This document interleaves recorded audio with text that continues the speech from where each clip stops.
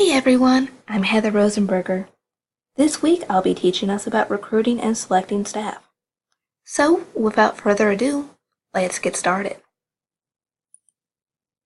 Recruiting staff is an important process that all businesses go through in search of the best candidate.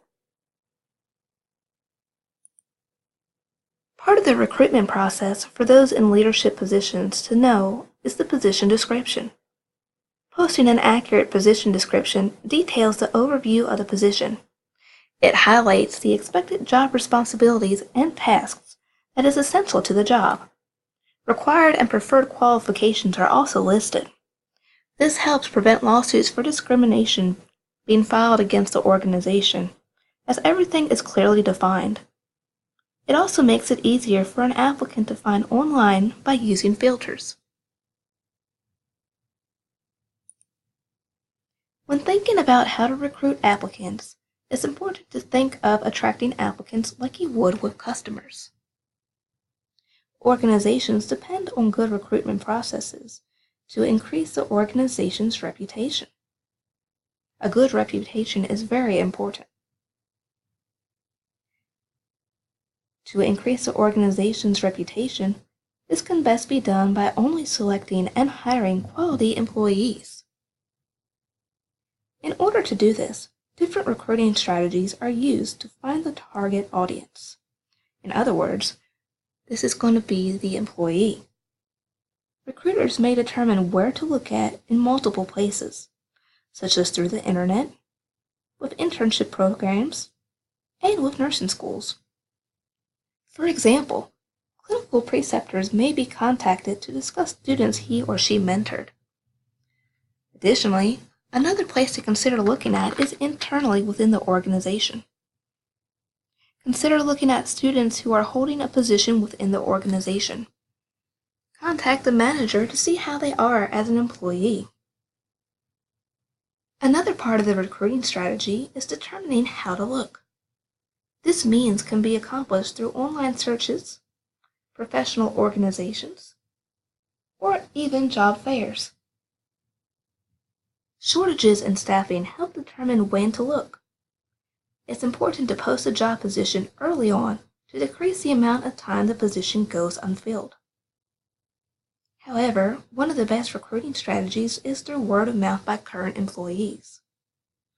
When determining how to best sell the organization, this can be done through the 4 P's of marketing.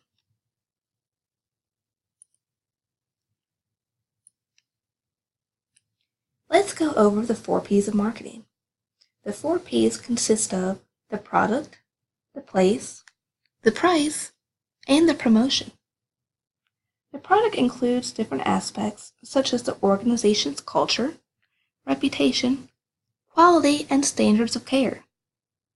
This focuses on positions that are available.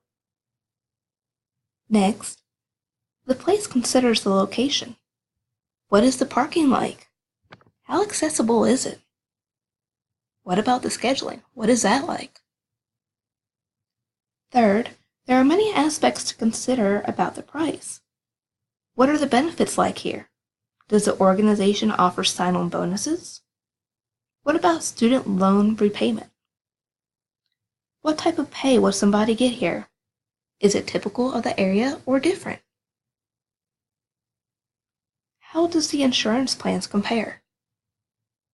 Lastly, promotion can be accomplished through several means, including word of mouth by current employees, advertising, or at places such as career fairs. As I mentioned earlier, word of mouth can be one of the best means of marketing. As tempting as it is to paint an inaccurate picture with applicants, however, this is not the best strategy to use. Once the applicant starts working and sees a different picture than what was portrayed, this can increase staff turnover.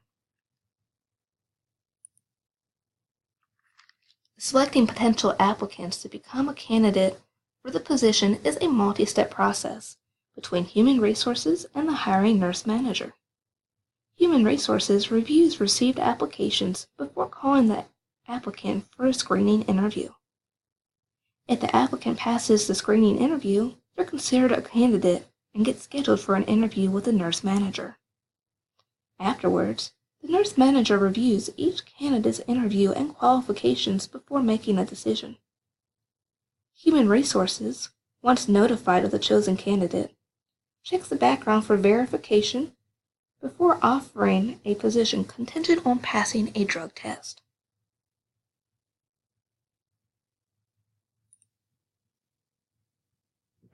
Human Resources generally wait to interview until there is at least 3 to 5 different candidates. This ensures the hiring manager has a selection to choose from. Depending on the candidate's location, an in-person interview with just the nurse manager or a committee can be performed. If they're out of the area, a virtual interview can be conducted.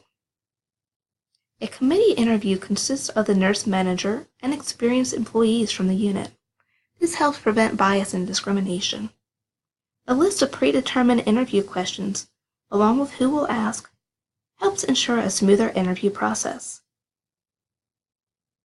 Review any and all applications before conducting an interview, and make sure that you and the committee members arrive to the interview on time. Remember, it's nerve-wracking for both sides to have an interview. Since it's nerve-wracking, it's best to try to break the ice to start off with.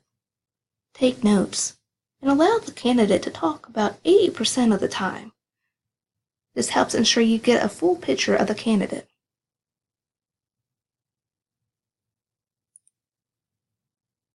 Behavioral questions in comparison to traditional interview questions are effective interviewing techniques. These questions better determine the person's ability to carry out responsibilities. It helps the interviewer learn more about the individual's competencies and better predicts the candidate's behaviors in the future. On the left-hand side of this slide is a table that was from the book.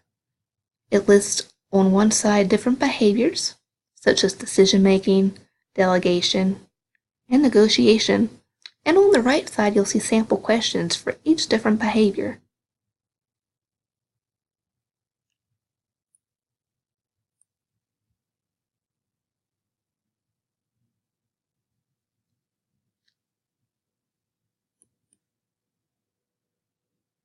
The nurse manager, with or without the insight of the committee, will review the interviews conducted. Without bias, the hiring manager reviews the qualifications, strengths, and weaknesses of each candidate before submitting the decision to Human Resources. Next, Human Resources performs any additional background checks on the selected candidate. Background checks can check their license status, if it's current, expired, if there's any restrictions placed on it, and more.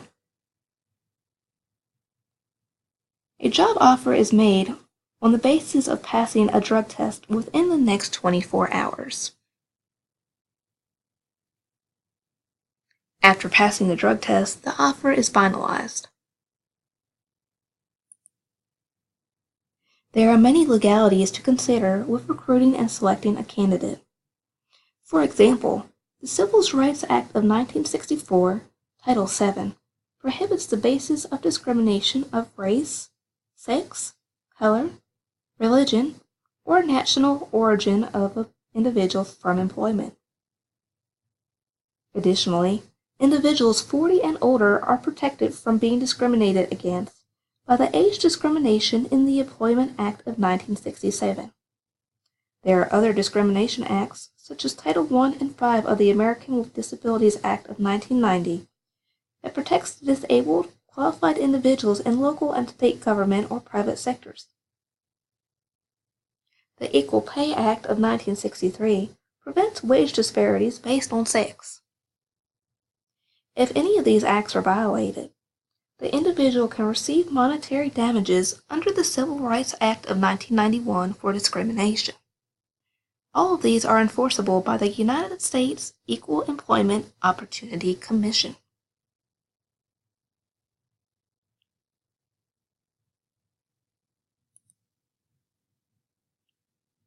This slide will show a short video going over a recruitment and selection process of employees.